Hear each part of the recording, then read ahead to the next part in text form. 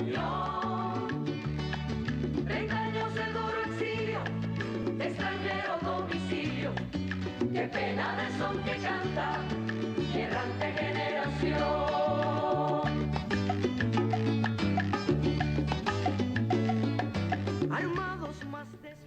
Muy buenas tardes, estimados televidentes, y bienvenidos a un nuevo espacio de Cuba y su historia.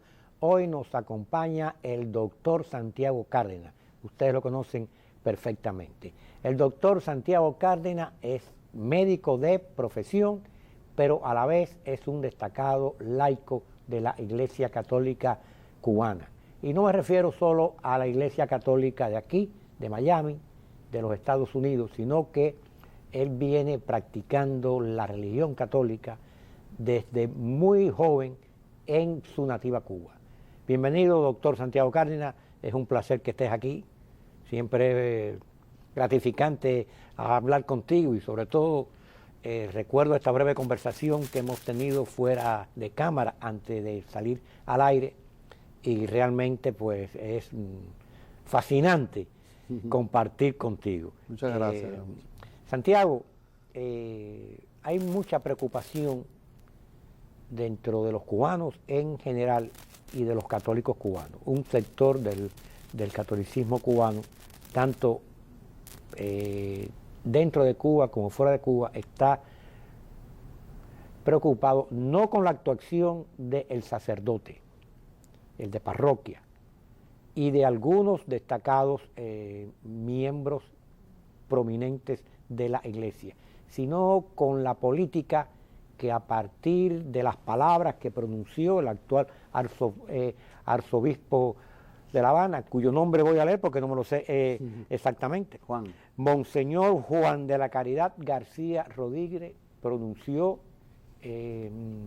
pues marcando, pautando que hay que seguir por los senderos del socialismo, pero muchos intuyeron, y entre ellos yo, que no estaba hablando del socialismo europeo que hemos visto en países escandinavos, hemos visto en Francia, España, ese socialismo moderno, humano, democrático, sino del socialismo que identificamos con castrismo.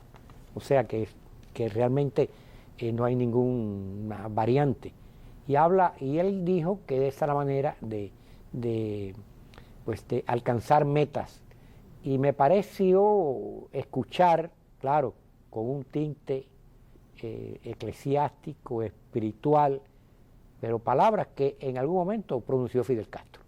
Sí, y entonces, yo me pregunto y te pregunto a ti, ¿se está conformando en Cuba una iglesia nacional, una iglesia parafraseando, recordando palabras escritas por laicos católicos muy cercanos a Jaime Ortega y Alamino, al cardenal, al deponente arzobispo de La Habana?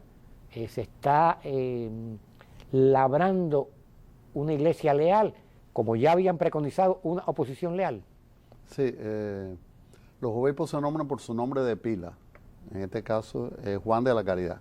Es el sucesor del cardenal en la iglesia de La Habana. Siempre en la iglesia hay que recordar dos cosas, como tú bien dijiste.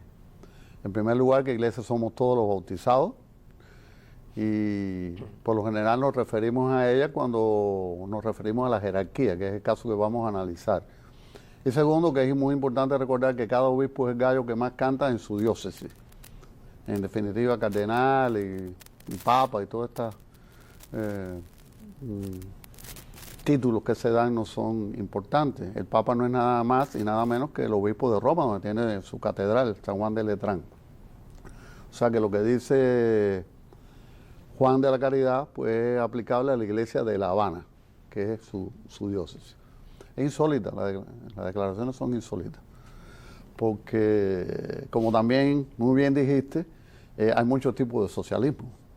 Y yo creo que viables intelectualmente se han contado como 20 o 30, pero que del cual él habla y al cual nos referimos es al socialismo marxista de Cuba. Eso no cabe duda. Entonces, proponer un programa de socialismo en Cuba es no hablar de labor pastoral, está hablando, se introdujo en temas muy sociales y en temas muy específicos, que es el del socialismo cubano. Bueno, es la misma posición de Raúl Castro, que hay que construir el socialismo y hacerle los cambios necesarios para irlo enmendando. El cambio fraude, que por decirlo hace ya una década, le costó la vida al asesinado Osvaldo Payá.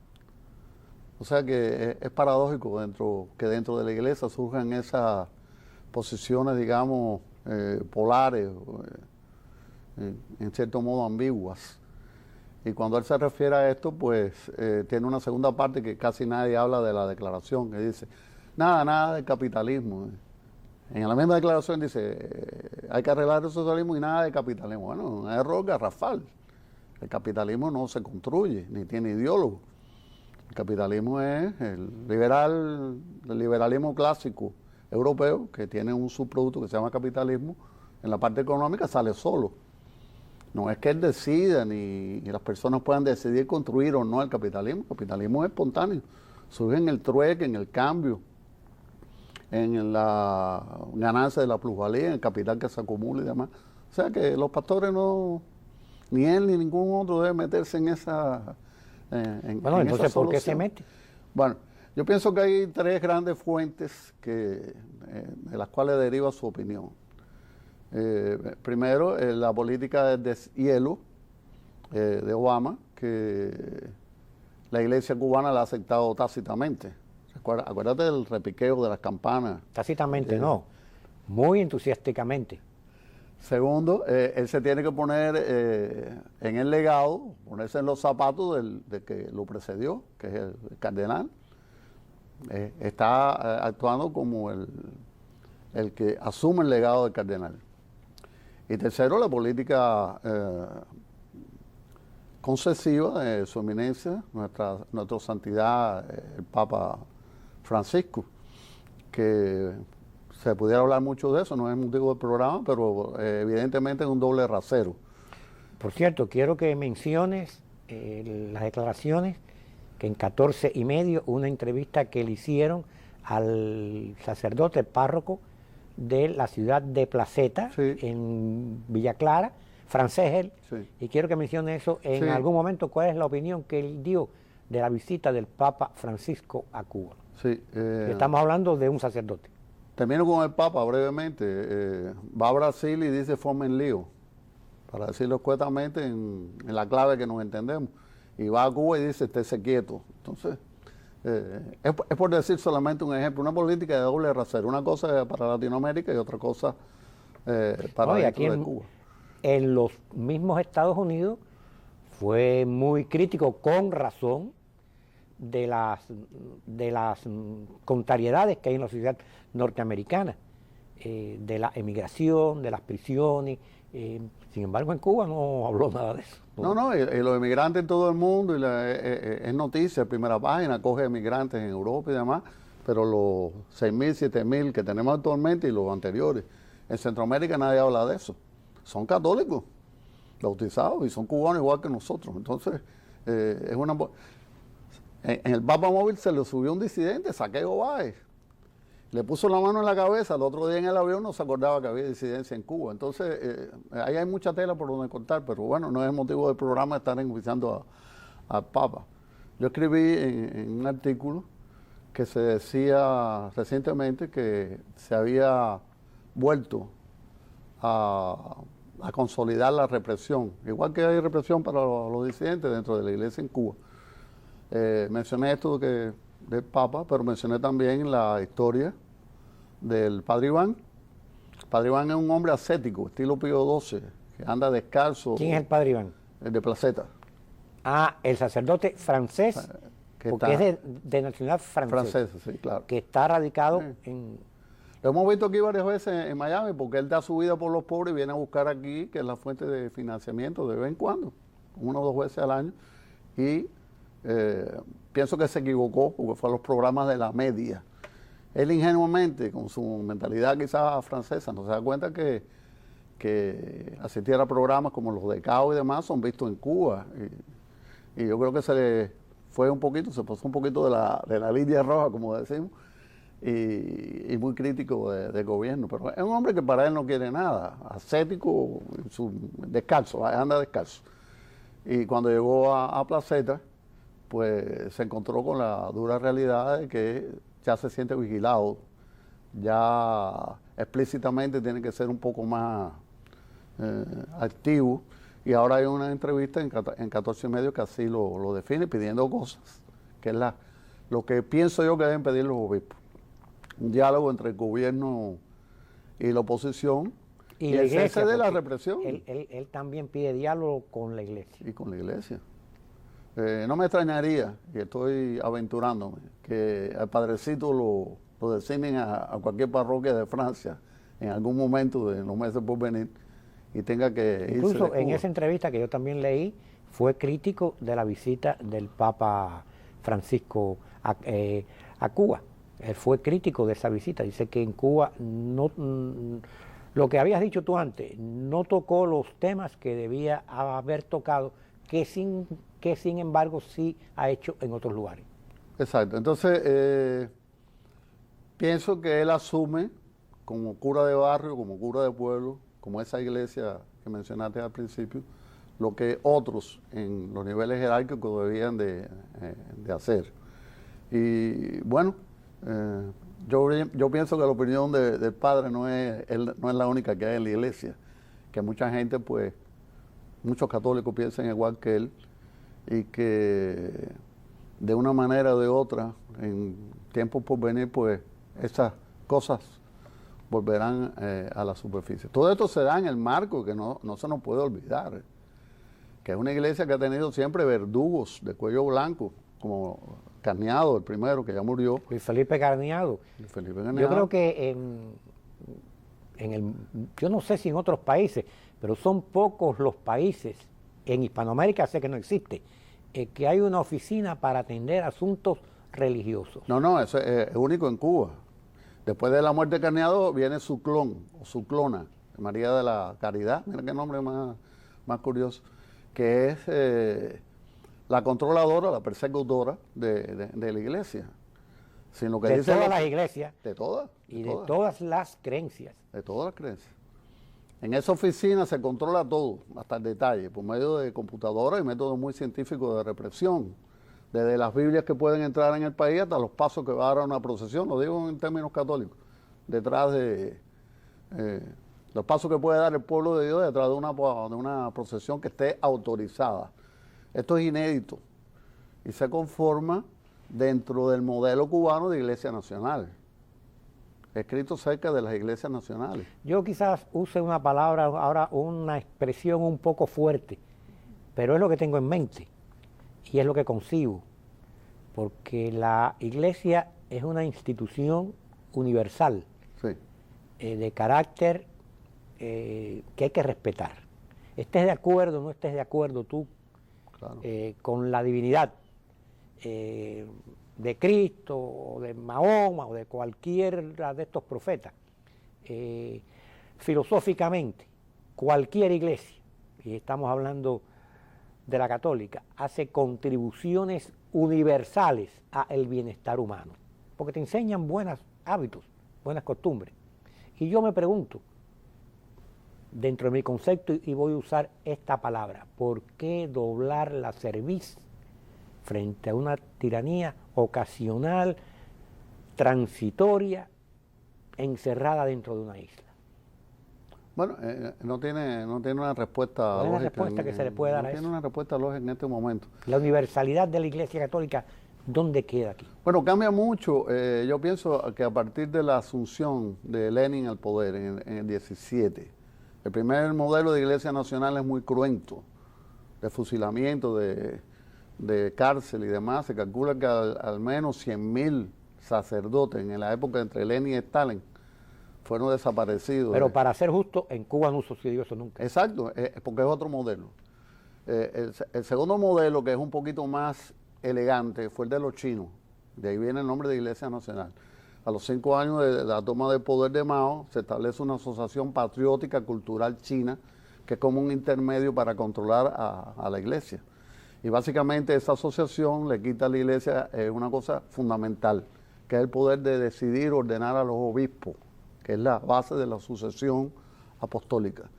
Entonces esa iglesia ve al Vaticano con hostilidad, ve al Papa como un señor de Occidente. Los chinos, son de Mao, son de Confucio, son de Lao Tse, y ven a ese señor y dice, esta iglesia no tiene por qué seguir a los patrones occidentales. Y el tercer modelo es este que tú dices, que yo pienso que existe en Cuba, por el cual trabajó mucho Jaime. Es una iglesia obsequiosa, una iglesia que se une al gobierno, donde la figura del Papa no es cercana. Pero bueno, vamos a partir que, tengo entendido, tú eres el conocedor, de que una posición como la que tiene Juan de la Caridad, ¿no? Juan de la Caridad. Porque tú dices que se le nombra por el nombre. Por el nombre, es lo correcto. Que tiene Juan de la Caridad es un nombramiento papal, ¿no? Es un nombramiento papal. Entonces, el Papa... Porque el modelo cubano ha sido diferente a los dos anteriores. El modelo cubano ha mantenido que la ordenación de los obispos quede en manos de la iglesia. Y el Papa ha sido una figura cálida en Occidente y en la iglesia cubana. Acuérdate que los dirigentes, los Castro, son un producto desvirtuado, pero un producto de la iglesia en cierto modo. No, y hay que recordar también que Fidel Castro, son pocos los discursos de él donde, sin decirlo, está exponiendo la doctrina cristiana. Claro, utópicamente, pero habla de la doctrina cristiana y hasta de los castigos cristianos, como el cordero envenenado famoso aquel de él. Sí, sí. Y siempre estuvo en eso. Yo creo que él realmente, Fidel Castro, ha hecho una simbiosis entre marxismo y cristianismo, a su manera y a su conveniencia. Exacto. No querían mártires. Y la iglesia cubana nunca aportó un mártir al martirológico como tal. Fíjate que eso es importante. No, ellos fueron muy cuidadosos. Muy cuidadosos. Incluso claro, sacerdotes que estuvieron alzados con las guerrillas del Escambray fueron condenados a presidio, no fueron fusilados. De aquí la famosa frase de Cañado y de María de la Caridad: los queremos vivos, pero no florecientes. En pocas palabras lo resumen de una manera. No lo vamos a estrangular. Es genial, sí. Una frase genial. Sí. Los queremos vivos, pero nunca florecientes. Nunca florecientes. Sí. Y es lo que han hecho, lo han hecho con gran éxito. Yo pienso y que... Santiago, pues vamos a recordar también que el castrismo fue desde temprano avisor de esto. A finales del año 59 ya se había creado aquella organización con la cruz y con la patria. De Lense, el padre Lense. Que presidía el padre Lense, sí. Que por cierto yo lo conocí, porque sería en diciembre del 59, enero del 60. Estuvo en Santa Clara, visitó el Instituto de Santa Clara. Muy interesante. Y nos invitaron a un grupo de estudiantes a que compartiéramos con él en un restaurante cafetería que estaba al lado del instituto, que se llamaba La Nueva Cubana. No sé si te recuerdas. Es interesante. Y nunca se me olvidó que me dio una impresión fea, porque era un hombre que tenía una gula descomunal. Lo primero que dijo es, aquí se come bien. Y era un desayuno lo que se le había invitado. Pero comió salvajemente aquel hombre. A mí nunca se me olvida aquello. Era la época del padre Sardiña también, ¿acuerdas? De capellán del ejército rebelde. Pero Sardiña siempre tuvo un perfil bajo. Sí, él nunca trató de... Y yo creo que él realmente no llegó a compartir, son hipótesis, nunca llegó a compartir con el castrismo luego del triunfo plenamente. Se concretó a ser un sacerdote, vistió sotana verde olivo, pero no entró en discusiones ni se prestó, yo nunca lo vi hablando mal de la iglesia. Mira, de eso que estamos hablando, hay una anécdota de la Plaza Cadena de la universidad, que Fidel al principio de la revolución iba mucho, al principio de la involución, iba mucho allí a hablar con los estudiantes y demás. Y una vez preguntó a la turba de muchachos, ¿qué hacemos con los curas? Entonces de la Plaza Cadena surgieron los gritos, fusílenlo, mátenlo, acaben con ellos. Y él dijo, no, ¿qué tal si nos buscamos un barquito y los expulsamos del país? Eso fue lo que hizo. No quiso sangre, no quiso líderes, no quiso mártires, para que esa iglesia se mantuviera. Bueno, hay una anécdota que poca gente conoce, y fue cuando el Bogotazo, y vamos a hablar de este Fidel Castro, Sí. porque es que estos son conversaciones fascinantes. Se cuenta que Rafael del Pino, se llamaba también como Igual, el piloto, igual, que después sí. muere en prisión, que era muy amigo de este Fidel Castro. Sí. En algún momento, Rafael del Pino sí participó, y en algún momento Rafael del Pino le dice a este Fidel Castro, hay que tirarle a los campanarios, a las iglesias, porque los curas están tirando de ahí. Y Fidel Castro cuentan que se horrorizó. Dijo, no, no se puede matar curas. Se horrorizó con Interesante, aquello. muy interesante. Eso es una anécdota que yo doy por cierta, viniendo de la fuente de que hace muchos años yo la supe. Y está escrita también. Esa anécdota está escrita. Sin nada de violencia. Entonces la iglesia se fue acomodando, la fueron doblegando también. Y entonces en Cuba, a diferencia de China, no hay obispo. No van a ordenar a ningún obispo contestatario. Eso no te quede, porque el seminario de Cuba agotó las posibilidades de los romanes, como el de aquí, de los meurices. Ya eso no existe. Ese tipo de obispo ya no se da. O como un Cuando papa. dices Román, estás hablando de Agustín Monseñor Román. Agustín Hago Román. digo Mauricio y digo Pedro otro Mauricio. más. Sí, ya no salen, entonces no es necesario, no hay conflicto entre el gobierno y la iglesia cubana cuando se ordena un obispo. ¿Y cómo percibe la población esto? ¿Cómo percibirá la Cuba del futuro esta postura de la iglesia? Bueno, muy mal, yo pienso que muy mal. Y para la iglesia de La Habana, vuelvo otra vez a Juan de la Caridad, pues devastador. Devastador para un católico de base que vea que su obispo hace declaraciones a favor de un sistema social y no prioriza la pastoral. No un sistema social, una dictadura. Una dictadura. Una dictadura que invoca el término socialista, pero que de socialista no tiene nada. Sí. Es una dictadura que yo califico de medieval fascista, algo así, ¿no? Una simbiosis entre una brutalidad y otra, pero Sí. nada de socialismo. En la modernidad, sí, claro. Vamos a darle también la parte buena de este hombre. Es camagüeyano. Yo no lo conozco personalmente, estoy hablando por las referencias que tengo. De muchos, Dicen que es muy buena persona. que es muy buena persona, un hombre muy humilde, de mucha oración, dedicado 100% a su iglesia, dialogante, que oye lo que le dicen y a su vez se comunica. Bueno, es bastante para las circunstancias en que vivimos. También está pagando la novatada de un micrófono que le pone una corresponsal extranjera en una diócesis que no es Camagüey.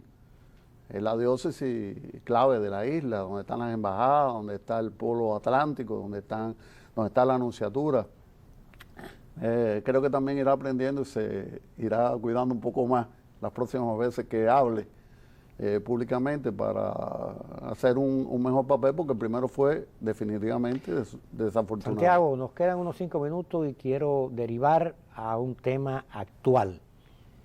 Y es, que tú lo conoces a él también, la huelga de hambre que está efectuando, Sí. de hambre y sed, que en estos momentos está efectuando Guillermo Fariña.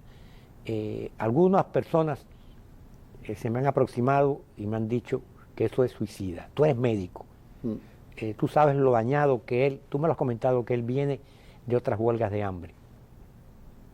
¿Cómo tú ves esto? Yo tengo un informe fidedigno, no oficial, de que fue bien revisado en una universidad fuera de Miami, en el estado de Texas, y que vino con un diagnóstico de daño renal irreversible por las antiguas huelgas anteriores. Bueno, esto es devastador, porque si la huelga no solo es de alimentos, sino también de agua, ese riñón puede fallar en cualquier momento. Un colapso, una Y ahora falla renal. hemos visto la indiferencia que en estos momentos hay hacia la vida de Guillermo Fariña, Sí.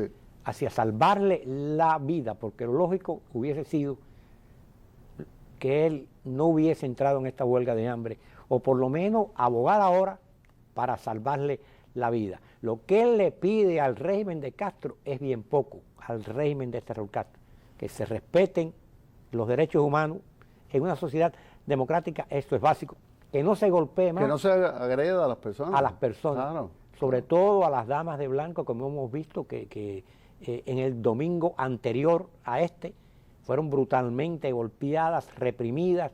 Eso es lo que pide, y hay silencio tanto del régimen castrista como de las autoridades norteamericanas, que fueron tan activas también en la otra huelga de hambre de Guillermo, para aminorar eso, como de la Iglesia, como de los países europeos. Yo creo que realmente está seriamente en peligro la vida de Guillermo Fariña. Hay que tratar de salvarla de alguna forma u otra, y sería bueno recordar el valor que tiene la vida para los cristianos, ya que estamos hablando de un programa. Fariña es bautizado por la Iglesia Católica. Sí, Fariña es bautizado. Sí, y el valor de la vida es enorme, es inmenso, y tendremos que hacer todo lo posible por preservar su haría salud. falta que ¿Cómo no? Juan de la Caridad, el arzobispo de La Habana, que tan humanamente habló, y que habló de un socialismo maravillosamente creativo, pues se ocupara de Guillermo Fariñas también. Bueno, y al obispo de Santa Clara, que es el que le toca más directamente, Arturo. Ya que hablamos de nombre, Arturo. Bueno, es verdad, tú tienes que concretizar. Vamos a ir primero a lo que llaman la base, ¿no? La base, sí. Pues deberían hacerlo, Sí, claro. por una labor humana. Arturo lo cristiana. conoce, y han tenido varios intercambios y demás. Sería un momento que se acercara a él, porque más fuerza, más peso tiene la autoridad eclesiástica de su Y lugar. realmente que lo hay que hagamos pedir, nosotros. hay que abogar, porque por lo pronto Guillermo Fariña abandone esa suicida Sí. huelga de hambre. Yo la llamo suicida. Sí, estamos de acuerdo. Claro, yo lo veo dentro de un contexto de un sacrificio patriótico, Aunque sea brevemente, recordar que pero no no es, debe hacerlo. recordar que no es solo él, hay también al menos 10 activistas de una... De la UNPACO, de la y se están sumando cada vez más. Exacto. O sea que en medio de todo esto también pues la sociedad civil democrática de Cuba sigue creciendo y sigue actuando a contrapelo de todos los intereses que no quieren que eso suceda. Exacto. Que necesariamente no son cubanos, los hay extranjeros Exacto, también, sí, claro, claro. y muy cercanos a Cuba, Sí. incluso hasta de nuestra propia sangre. Se nos acaba el tiempo, doctor Santiago Cárdenas. Un verano muy caliente para nuestra patria. Yo creo que sí. Oye, gracias Santiago por haber participado hoy aquí en Cuba y su historia. Y ustedes, queridos televidentes, sin más, hasta la próxima vez. 60 meses de nostalgia, son 3 décadas de destierro y desunión. 30 años de duro exilio, de extranjero domicilio, qué pena de son que canta mi errante generación.